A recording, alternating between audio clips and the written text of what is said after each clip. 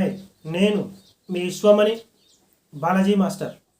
మిత్రులారా, ముందు ఒక సబ్స్క్రైబ్ చేసుకోండి. ఎందుకంటే ఈ సబ్జెక్టు యూనివర్సల్ సబ్జెక్టు. నీ సబ్జెక్టు నా సబ్జెక్టు టైం పాస్కి ఎవరు చెప్పకూడదు. ఎవరో లేడీస్ కొద్దిగా అటు ఇది అని చెప్పేసి వీడియో పెడితే పిచ్చి పిచ్చిగా సబ్స్క్రైబ్ చేసుకుంటారు. కానీ తన జీవితం బాగుండాలి, నేను బాగుండాలి, నా భార్య పిల్లలు బాగుండాలి, డబ్బు సంపద ఐశ్వర్యంతో సంపూర్ణ జీవితాన్ని గడపాలనే ఆలోచన లేదండి జనాలకి.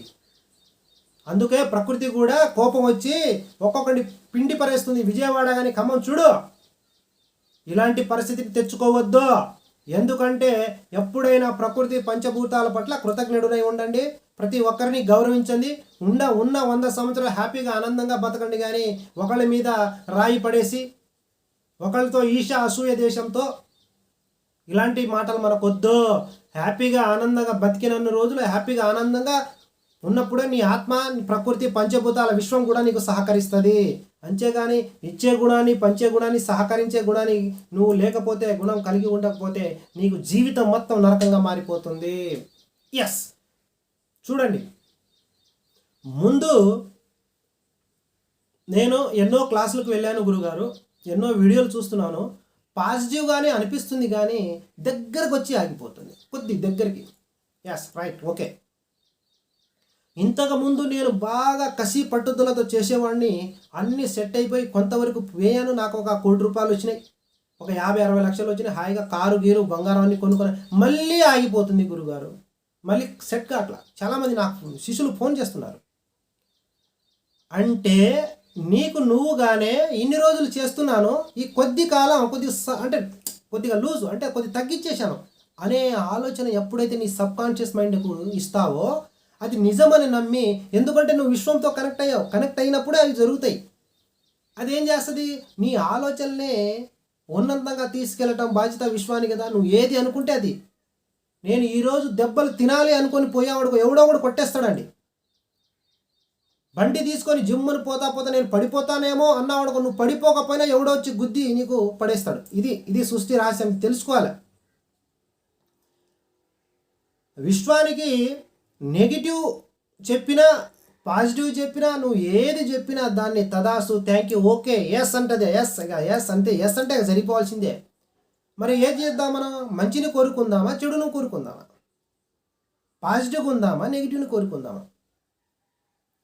కంపు వచ్చే మురికాల పక్కన కూర్చొని కంపు కొట్టే దాన్ని మనం ఇష్టపడి పూసుకొని తిరుగుదామా, లేకపోతే శుభ్రంగా నీట్గా అందంగా అందరినీ ఆకర్షించేలాగా ఉందామా అనేది ఆలోచించుకోండి. మరి ఎంత చెప్పినా చాలా చాలా చాలా అక్కడే ఉండిపోతున్నారు. ముందు మీరు ఎదుటివాడిని గౌరవించటం, ఇష్టపడటం తెలుసుకోండి. మిమ్మల్ని మీరు ఫస్ట్ సరే, వాడిని ప్రేమించకపోయినా ఇష్టపడకపోయినా పోరా అని చెప్పేసాయి. కానీ కనీసం మిమ్మల్ని మీరైనా ఇష్టపడండి. నేను ఎందుకు ఇలా అయిపోతున్నాను, నా జీవితంలో డబ్బు సంపద రావటానికి ఆగిపోవటానికి గల కారణం ఏంటి, ఎందుకు ఎదగలేకపోతున్నాను అనేది కొద్దిగా ఆలోచన. నేను మనిషి జన్మ అసలు ఎందుకు పుట్టాను, నా పుట్టుకకు గల కారణాలు ఏంటి, నేను అసలు మనిషినేనా? ఫస్ట్ ఇది క్వశ్చన్. ఎలా, నేను అసలు మనిషినా? మరి మనిషి ఉన్నప్పుడు మరి ఇన్ని ఇబ్బందులు ఎందుకు వస్తున్నాయి నాకు? ఇట్లా చూస్తే డబ్బులు చిన్న విషయాలకి మైండ్ డిస్టర్బ్ అవుతుంది. ఇంట్లో భార్య పిల్లలు కూడా కొద్దిగా ఇబ్బందిగానే ఉన్నారు. వాళ్ళకి ఏం ఇప్పించలేకపోతున్నాను. మరి నా స్థితిగతులు ఎందుకు ఇలా ఒక్కసారి మిమ్మల్ని మీరు క్వశ్చన్ వేసుకోండి. ఎందుకంటే మనం మన జీవితాన్ని పక్కదారి పట్టించామండి. పక్కదారి అంటే తెలుసుగా, మన నిజమైన దారిని మనం పుట్టింది అద్భుతాలు చేయడానికి అన్న సంగతి మర్చిపోయి, మనిషి అన్నవాడు గొప్పవాడన్న మర్చిపోయి, మనలోనే ఒక అద్భుతమైన దైవ స్వరూపుడు, ఆత్మజ్యోతి స్వరూపుడు అన్న దేవుడు, భగవంతుడు కంటే గొప్ప మేధావి మన లోపల ఉన్నాడన్న సంగతి మర్చిపోయాం. ఇది మర్చిపోయాం కనుకనే మనకు ఇన్ని ఇబ్బందులు వస్తున్నాయి. ఒకే ఒక్కసారి కళ్ళు మూసుకొని మనసు నిండా, గుండె నిండా మంచిగా 3 సార్లు గట్టిగా గాలి పీల్చుకొని, ఇలా గట్టిగా గాలి పీల్చుకొని ఈ చెయ్యితో గుండెను అదిమి పట్టుకొని ఒక్కసారి అద్దం ముందు నిలబడి పలకరించు. మిత్రమా,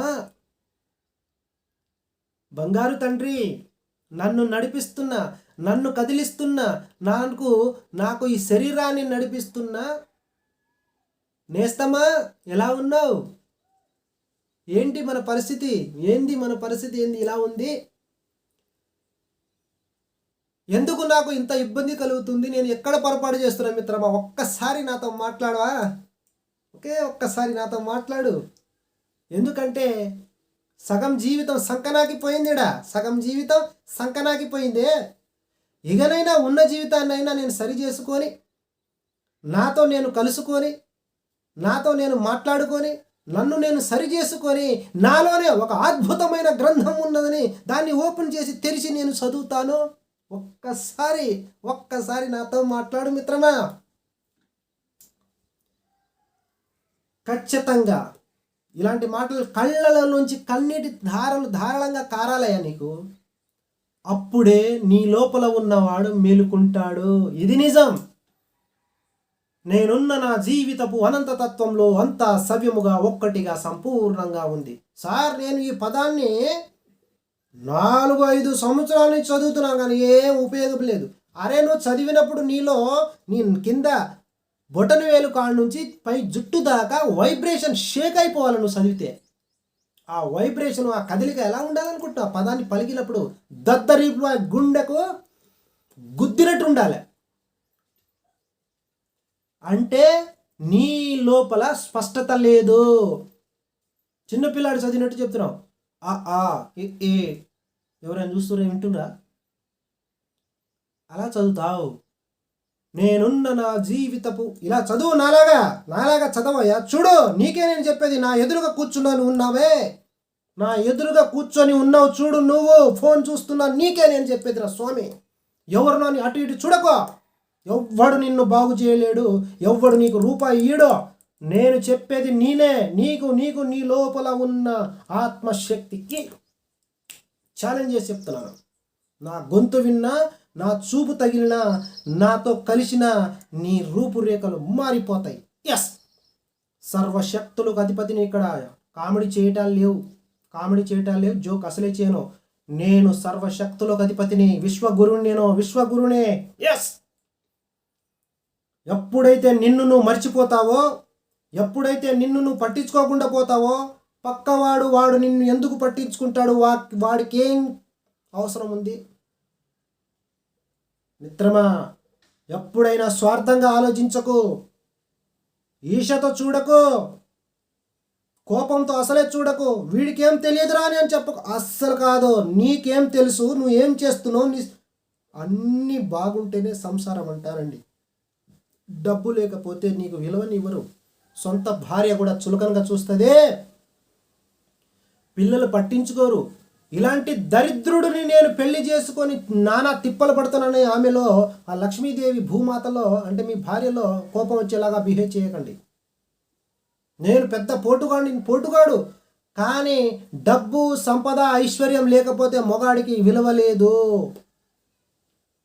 ఈ సృష్టి మొత్తం డబ్బు మీదనే ఆధారపడి ఉంది. డబ్బు ఉంటే నీకు పలుకుబడి వస్తుంది, అధికారం వస్తుంది, హోదా వస్తుంది, రాజయోగం వస్తుంది. ఏం కావాలన్న డబ్బుతోటే పని.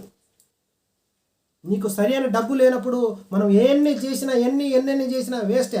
వాడి దగ్గర ఫంక్షన్ కూడా పిలవడు. నేను నిజం చెప్పేస్తాను. ఎవ్వరు కోపపడ్డా ఏం చేసుకున్నా ఐ డోంట్ కేర్. నాకు తెలిసి నేను చెప్పేస్తాను అంతే.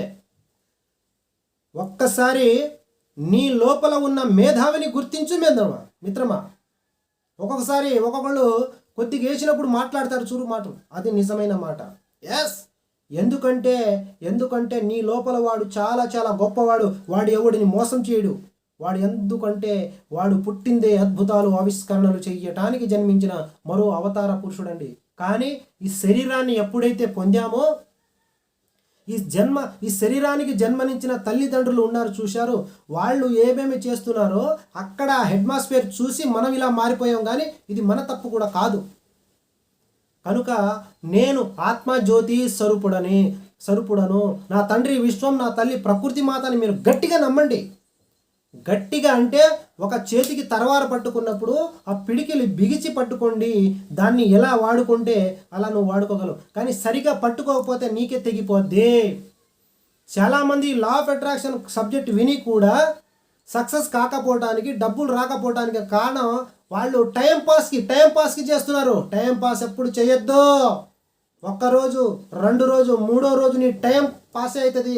నీ దగ్గర వాడు ఎప్పుడు అంతే లేరా జోక్ కామెడీ చేసుకుంటాడు. జీవితాన్ని కామెడీగా మార్చుకోవద్దు. జీవితాన్ని అద్భుతంగా ఆనందంగా గడపండి, కానీ జీవించాలి. బతకటం అన్ని జంతువులు పక్షులు బతుకుతున్నాయి, అది కాదు బతకటం అంటే. జీవించాలి. మనిషిగా పుట్టినప్పుడు జీవించాలి. Thank you. ఒక్కసారి ఫోన్ చేసి మీ జీవితాన్ని అద్భుతంగా ఆనందంగా మలుచుకోండి. Thank you.